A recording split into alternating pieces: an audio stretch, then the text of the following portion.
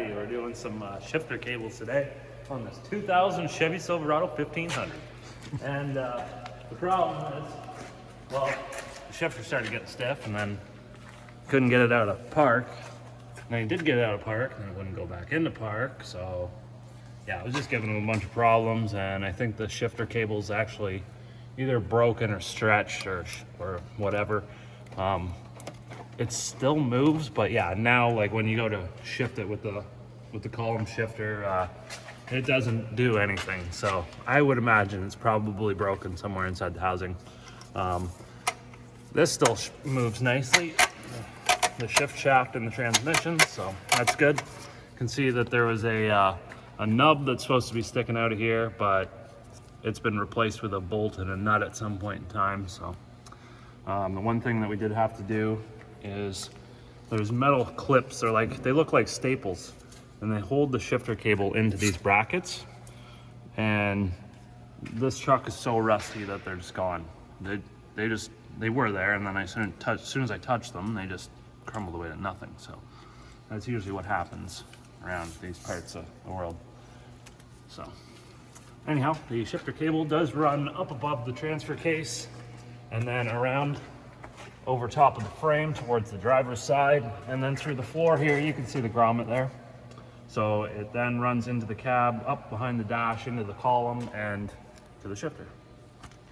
The beautiful part of taking off old parts that you're getting rid of is you can just cut them, and yeah, it doesn't really matter. So I'm just gonna try to break these clips and stuff off of this thing so I can get it through here, because we're replacing it. So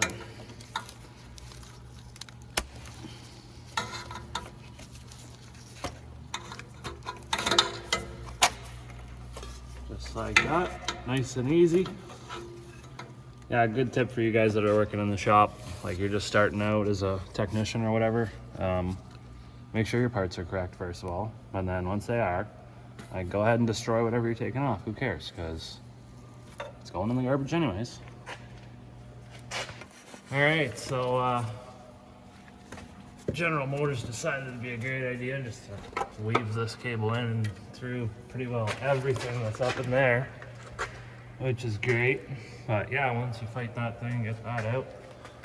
There's looks like one clip there that you're gonna rip off and go across the frame, and there's another clip over here, and these are where the cables connect. So there's actually two cables, one that's inside of the vehicle that runs from the shifter down through the floor and out to here, and then this thing somehow connects. So I'm gonna figure that out and then explain it to you. And then yeah, it runs over and through where we just came from. So all right, so now we got to take this trim piece off and this one off. So looks like well, it might actually just slide out from underneath of the seat there. It does have clips, but they're kind of long. Yeah, that's not going to go back together very well, is it? So we got looks like that's the shifter cable coming up right there, I think. I could be wrong. I gotta get under here and look. There is an emergency brake cable that runs under there too, so nope, looks like it's coming up right here. Yep, so that's the emergency brake cable over there. Look at that. Whoops. That's nice. It's broken from foot or snow on your feet, not necessarily anything else. You know, like the cable may not be broken there, but you know how the housing is important? Yeah. For sure. The housing, it just slides through the housing, and if the housing is compromised, it won't. That's right. Can't work properly. Probably comes off first because it looks like it overlaps this bottom trim. And I'm thinking it's probably just held in by some clips.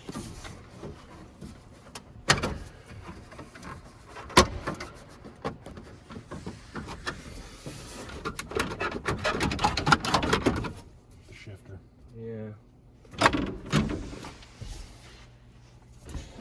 Well, I guess I gotta have this one. Look at that.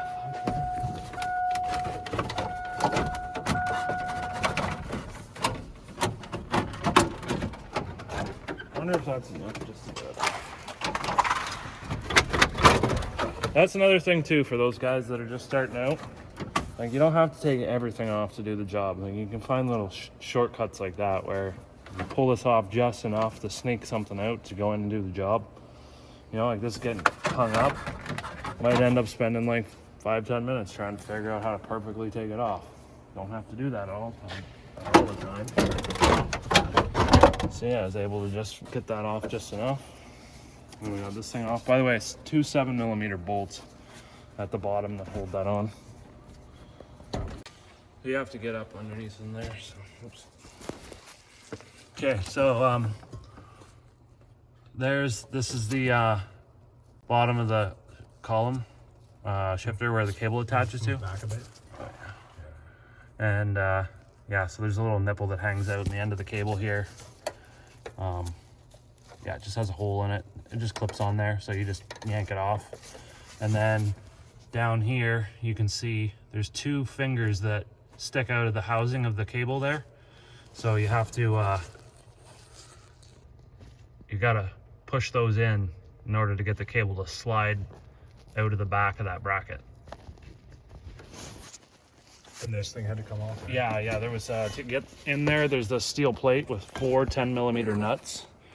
So you take those off, and that's gonna give you access to that. Once you get those 2 fingers depressed, you should be able to take that whole cable, slide it out, and then, yeah, you just... So I grabbed these. I got these new Snap-on needle nose adjustable pliers, and they were friggin' amazing to get in there and undo those 2 fingers. I have it at the widest setting. Now you can reach back in here, undo that, and there may be one more clip, I'm thinking. That's something that's holding it on. Yeah, it's one of those Christmas tree clips that's way back in there on the firewall, I think. Maybe.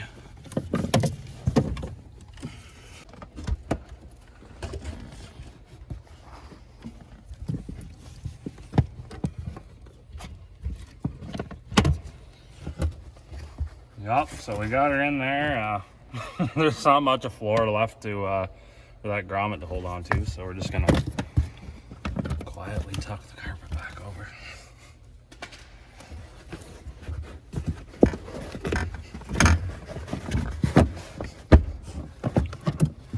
Just like that, folks.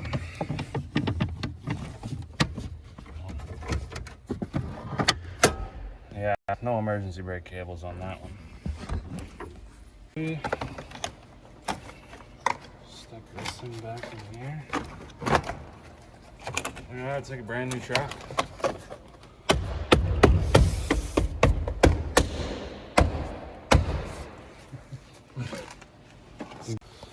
Alright, so then we're gonna put this metal shield back on.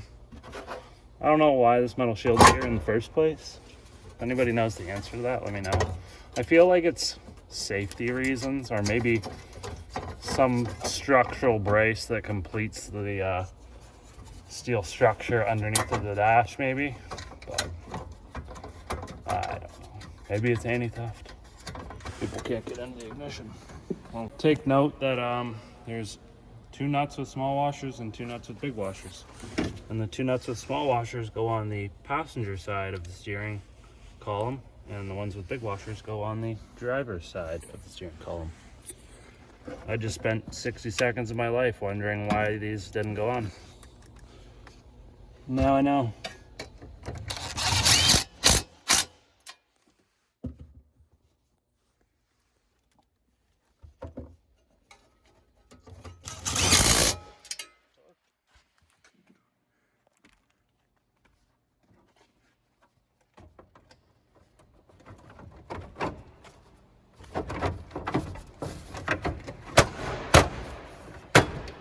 Yeah. Oh. I'm gonna bend this clip back over. Oh, I need a screwdriver. 7mm screws, those are important.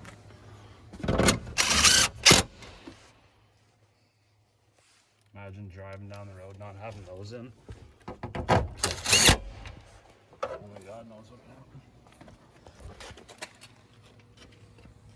Now we gotta lift this thing up and get the other piece of cable in. Okay, so I think I'm gonna try to thread this piece through all the stuff first, only because I don't think this will get wrecked, but I don't want this to get wrecked, and I also don't want any grease or rust or anything getting inside of there, so I think that's how I'm gonna do it. And yeah, it goes across this way and then over top of this transfer case and down underneath all this crap over here. So that'll be fun. I gotta get my light.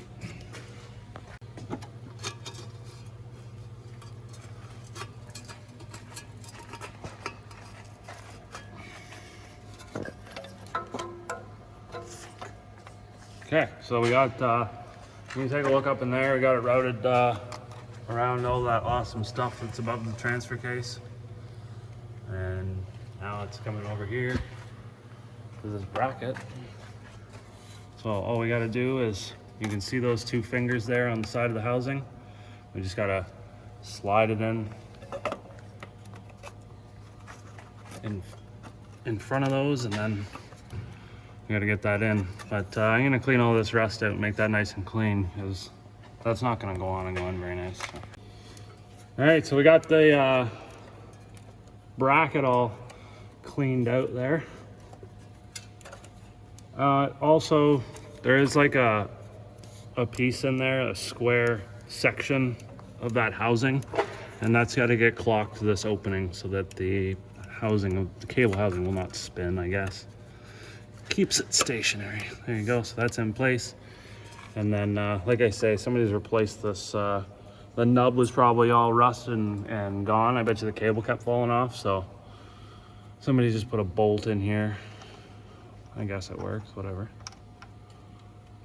But normally this thing would just clip on, so I gotta jam that in there. This isn't gonna fit, I think.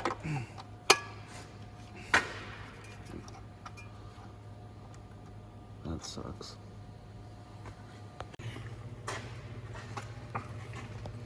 Okay, so these pieces have to go together somehow.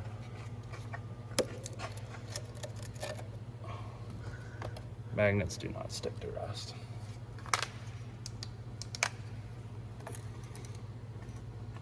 Yeah. So we got the spiky, and it's got to go into the this thing here. What a contraption that is, man.